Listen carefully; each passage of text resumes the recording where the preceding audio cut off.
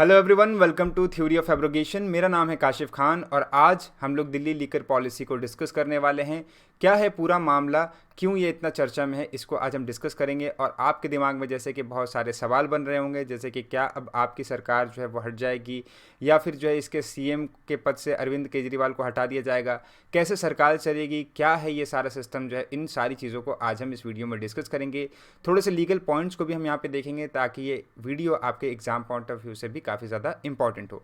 चलिए स्टार्ट करते हैं। सबसे पहले तो दिल्ली की लीकर पॉलिसी में जो अभी की करंट न्यूज़ है उसमें यह है कि दिल्ली के सीएम अरविंद केजरीवाल को अरेस्ट कर लिया गया है ईडी के द्वारा। ईडी की कल रात रेड हुई थी और रात के 9 बजे जो है अरविंद केजरीवाल को अरेस्ट कर लिया गया। और यहाँ पर अगर हम बात करें नेक्स्ट डे जो कि 23 तारीख है, यहाँ पर जो है वो इनको दिल्ली की कोर्ट के सामने प्रस्तुत किया गया। वहाँ पे कोर्ट ने इनकी रिमांड को 28 तारीख तक जो है वो बढ़ा दिया। तो अभी जो है 28 तारीख तक अगर हम बात करें तो अरविंद केजरीवाल को ईडी की कस्टडी में रखा जाएगा। आगे डिस्कस करें हम यहाँ पर तो दिल्ली लीकर जो पॉलिसी है या दिल्ली एक्साइज पॉलिसी की अगर हम बात करें तो इसको 2021 में लाया गया था आपकी गवर्नमेंट के द्वारा। ये जो पॉलिसी है बेसिकली बात करती थी कि जो एक्साइज सेक्टर है उसको प्राइवेटाइज किया जाएगा। उसमें जो लीकर सेल है, जितने भी लीकर स्टोर हैं, मतलब जहाँ पे शराब की चीज़ें शराब बेची जाती हैं, उनको जो है हम लोग एक एडजस्टिंग लाइसेंसिंग क्राइटेरिया के थ्रू जो है हम प्रोवाइड करेंगे सबको लाइसेंस, और यहाँ पे उनको जो है वो शराब बेचने का अधिकार यहाँ पे दिया जाएगा। ये जो है बेसिकली पॉलिसी नवंबर 2021 में जो है वो आई थी। यहाँ पे सबसे इंपॉर्टेंट बात यहाँ पे जानने की इस पॉलिसी की ये है कि इन्होंने कुछ चेंज करी पुरानी पॉलिसी में। जैसे कि पहले की जो पॉलिसी थी वो ये कहती थी कि जो गवर्नमेंट है उन्हीं के जो शॉप्स हैं वहीं पर शराब बिकेगी, लेकिन ये पॉलिसी कहती थी कि प्राइवेटाइजेशन हम इसका करेंगे और प्राइवेट सेक्टर को भी हम शराब बेचने की परमिशन देंगे। दूसरी जो प्राइस की बात थी कि प्राइस जो है वो सरकार निर्धारित करती थी।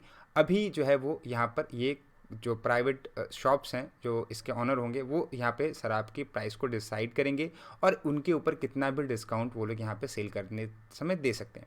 गवर्नमेंट का कहना था कि इसको करने से हमारे रेवेन्यू में बहुत ज़्यादा इजाफा होगा, बहुत ज़्यादा बढ़ेगा, क्योंकि ऐसे ही कुछ समहाउ लॉ जो है हमारे नेबरिंग जो स्टेट्स हैं जैसे कि यूपी हो गया, हरियाणा हो गया, इनके पास है। और जो लोग हैं दिल्ली के वो यहाँ से दिल्ली से शराब ना खरीद कर उन जगहों पर जाकर शराब खरीदते हैं, और जिससे हम शराब की सेल को नहीं रोक सकते, उनके कंजम्पशन को नहीं रोक सकते। तो इसलिए हम क्या करते हैं, उसको अपने यहाँ पे ऐसी पॉलिसी ला के उसको बेचते हैं ताकि हमारा रेवेन्यू बढ़े, क्योंकि लोग तो शराब पियेंगे ही। तो इस वजह से जो है दूसरे स्टेट से जाके क्यों खरीदें, हमारे स्टेट से ही खरीदें उसी प्राइस पे, क्योंकि दूसरे स्टेट में कम थी as per compare to Delhi. तो यहाँ पर जो है वो क्या देखा गया कि 2022 में जो है वो यहाँ पर जो दिल्ली के चीफ सेक्रेटरी हैं नरेश कुमार, इन्होंने एक रिपोर्ट दर्ज करी कि इस पॉलिसी में बहुत ज़्यादा वॉलेशन हुआ है। वॉलेशन क्या था? सबसे पहला वॉलेशन यही था कि कभी भी कोई पॉलिसी इंट्रोड्यूस होती है तो उसको लेफ्टिनेंट गवर्नर के सामने रखना होता है और उनसे उनका अप्रूवल लेना होता है। इस पॉलिसी को उनके सामने नहीं रखा गया, और जो लेफ्टिनेंट गवर्नर थे यहाँ पे विनय कुमार सक्सेना, उनको ये भी बात कही गई कि इस पॉलिसी में बहुत ज़्यादा घाटा हुआ है दिल्ली गवर्नमेंट का और बहुत बड़ा स्कैम भी हुआ है इस पॉलिसी में। इवन एक एलिगेशन भी है कि 100 करोड़ जो है यहाँ पे आपकी गवर्नमेंट को इस पॉलिसी में दिया गया है बहुत सारे लोगों के द्वारा, ताकि उनको लाइसेंस प्रोवाइड किया जाए। तो यहाँ पर देखा गया कि 580 करोड़ का एलिगेशन था कि यहाँ पे जो है गवर्नमेंट को लॉस हुआ है, फाइनेंशियल लॉस हुआ है यहाँ पे। और इस वजह से जो दिल्ली की जो लेफ्टिनेंट गवर्नर हैं उन्होंने जो है वो सीबीआई की इंक्वायरी इस पॉलिसी के ऊपर बैठा दी। सीबीआई ने अपनी इंक्वायरी करी और उन्होंने यहाँ पर 2022 में मनीष सिसोदिया जो उस टाइम दिल्ली के जो है वो मिनिस्टर थे, डिप्टी मिनिस्टर थे, उनके घर पे रेड करी और उनके साथ साथ 3 और लोगों के घर पे रेड करी। रेड करने के बाद उन्होंने उनको अरेस्ट किया, और यहाँ पर जो ईडी थी हमारी, उन्होंने भी इस केस में फिर यहाँ पर मनी लॉन्ड्रिंग का केस जो है वो फाइल किया इन लोगों के अगेंस्ट में। ईडी ने बहुत सारे समन जारी किए, है ना, अरविंद केजरीवाल को। उनको समन इशू करने के बाद बहुत सारे समन में वो नहीं आए। और यहाँ पे एक चीज़ और देखने को मिली कि ईडी ने टोटल 245 लोकेशन पर ऑल ओवर इंडिया जो है रेड करी, और उन्होंने कहा कि हमको वहाँ से बहुत सारी चीज़ें मिली हैं जिससे हमें लगता है कि इस केस में जो है वो स्कैम हुआ है। 15 लोगों से ज़्यादा लोगों को यहाँ पे अरेस्ट किया गया, जिसमें मेन अगर नाम हम देखें तो यहाँ पे हैं मनीष सिसोदिया जी, संजय सिंह जी, और यहाँ पे अरविंद केजरीवाल जो अभी दिल्ली के चीफ मिनिस्टर हैं। यहाँ पे एक सबसे ज़्यादा चौंकाने वाली बात यह है कि अरविंद केजरीवाल जो है दिल्ली के करंट सीएम है, और ये इंडिया में पहली बार हुआ है कि कोई सिटिंग सीएम को यहाँ पे अरेस्ट किया गया है।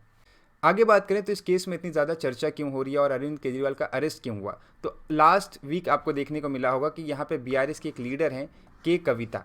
इनको अरेस्ट किया गया था ईडी के द्वारा और इन्होंने ओपनली अपना बयान दिया था कि इस केस में अरविंद केजरीवाल इन्वॉल्व हैं इनके स्टेटमेंट के ऊपर। और ईडी ने जो चार्जशीट लगाई है, ठीक है, ईडी ने जो चार्जशीट लगाई है उसमें जो है बहुत सारे एलिगेशन जो है वो ये थे कि यहाँ पर बहुत ज़्यादा कनेक्शन था अरविंद केजरीवाल का इस केस में।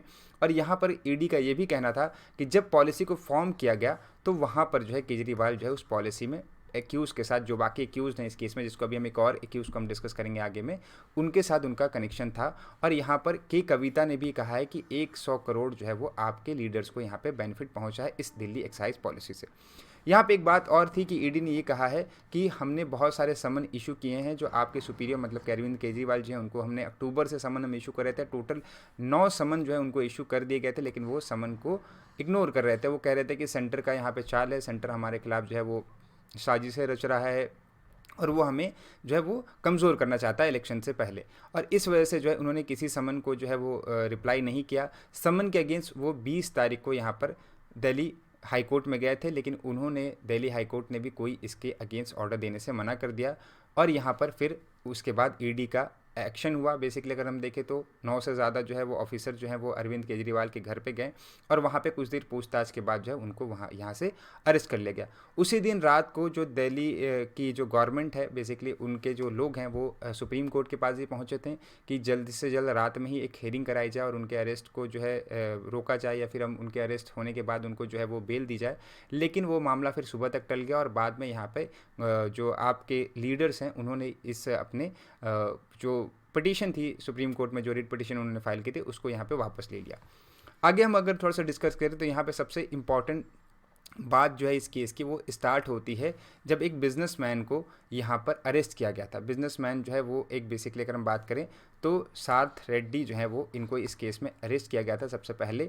और इनके ऊपर ये अब कहा जा रहा है कि इन्होंने 5 करोड़ बीजेपी को दिए थे और 5 करोड़ जब इन्होंने बीजेपी को दिए तो दिल्ली हाई कोर्ट के पास जब बेल के लिए वो उन्होंने अप्लाई किया तो यहाँ पे ईडी ने उनको बेल को अपोज नहीं किया, ठीक है। फिर मई 2023 में भी जो है उनको फिर मेडिकल ग्राउंड पे यहाँ पे बेल दे दी गई। और सबसे मेन एक्यूज़ इसके ये यही है जिसको अभी हम कहें तो इनको अप्रूवर बना दिया गया है इस केस में और यही जो है सबका नाम ले रहे हैं कि किस कौन कौन लोग जो है इस केस में इन्वॉल्व था। सार्थ रेड्डी ने यहाँ पे एक बात और इनसे निकल के आई कि जून 2023 में इन्होंने 2 मंथ बाद जब इनको यहाँ पे बेल मिल गई उसके 2 मंथ बाद इनकी जो कंपनी है बेसिकली उन्होंने 25 करोड़ और जो है बीजेपी को डोनेट किए हैं। मतलब बेसिकली इसका एक लिंक यहाँ पे बनाया जा रहा है कि ये पूरा का पूरा कनेक्शन जो है वो बीजेपी से लिंक है। उनको जो है यहाँ पे जो है उनकी तरफ से जो है वो सारी चीज़ें जो है उनके डायरेक्शन पे जो है ईडी अपना काम कर रही है और इस वजह से जो है गवर्नमेंट को बेसिकली जो आपकी गवर्नमेंट है बेसिकली उनको यहाँ पे फंसाया जा रहा है। पूरा जो मामला है वो धीरे धीरे टाइम पर निकल के बाहर आएगा। क्या किस गवर्नमेंट की गलती है, क्या सच में यहाँ पे बीजेपी का इन्वॉल्वमेंट है या सच में आपकी जो गवर्नमेंट है उन्होंने इस केस में पूरा का पूरा जो स्कैम किया है, पूरी की पूरी चीज़ें जो है वो धीरे धीरे निकल के सामने आएगी। हम इस केस में पूरे के पूरे तरीके से आपको यहाँ पे अपडेट करते रहेंगे। जो मेन सवाल है जो अभी स्टूडेंट्स के दिमाग में अभी है वो ये है कि क्या अरविंद केजरीवाल जो है कंटिन्यू सीएम रह सकते हैं। तो इसका जवाब है यस, अरविंद केजरीवाल सीएम अभी रह सकते हैं। इनको सीएम पद से तभी हटाया जा सकता है जब इस केस में इनको सज़ा दे दी जाएगी। अभी ये इस केस में एक्यूज़ हैं, अगर ये कन्विक्ट हो गए, कन्विक्ट होने के बाद बेसिकली इनको इस केस में जो है वो सीएम पद छोड़ना पड़ेगा।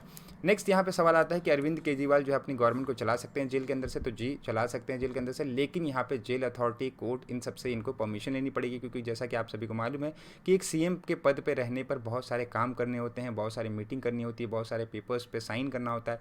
तो इन सब के लिए इनके लोगों को इनसे मिलना होगा और इनको मिलने के लिए जो है वो जो जेल का रूल है उस रूल को फॉलो करते हुए सारा काम यहाँ पे करना पड़ेगा। ईडी और पुलिस क्या किसी सीएम को अरेस्ट कर सकती है? जो एकदम करंट सीएम है हमारा, ये भी सवाल आपके दिमाग में चल रहा होगा, तो जी हाँ, अरेस्ट कर सकती है। जो भी केसेस हैं, क्रिमिनल केसेस हैं, उसमें सीआरपीसी में अगर हम बात करें तो यहाँ पर आपको कहा गया है कि आप सिर्फ और सिर्फ प्रेसिडेंट और गवर्नर को यहाँ पे इम्यूनिटी है, सीएम, पीएम या किसी भी मिनिस्टर को यहाँ पे कोई इम्यूनिटी नहीं दी गई है। इसलिए जो है यहाँ पे अरविंद केजरीवाल को अरेस्ट करना जो है वो लीगल है। और लेकिन सबसे इंपॉर्टेंट बात यहाँ पे ये है कि ये पूरा का पूरा मामला क्रिमिनल है। सिविल में भी अगर आप देखें तो अरेस्ट करने की बात जो है वो कही जाती है कि 40 दिन पहले अगर जब पार्लियामेंट अटेंड कर रहे हो और पार्लियामेंट अटेंड करने के बाद जो है 40 दिन आप अरेस्ट नहीं कर सकते, लेकिन ये पूरा का पूरा मामला जो है वो क्रिमिनल है। तो इसलिए यहाँ पे अरविंद केजरीवाल को अरेस्ट करना भी यहाँ पे लीगल है। सो बेसिकली यही थी आज की हमारी अपडेट। आई होप इस वीडियो में आपको थोड़ी सी चीज़ें जो है इस पूरे के पूरे केस के रिगार्ड में क्लियर हो गई होगी। फिर भी कोई डाउट है तो आप हमें कमेंट बॉक्स में बता सकते हैं, हम आपके डाउट को क्लियर करने की पूरी कोशिश करेंगे। मिलते हैं ऐसे इंपॉर्टेंट वीडियो के साथ, तब तक के लिए goodbye and take care.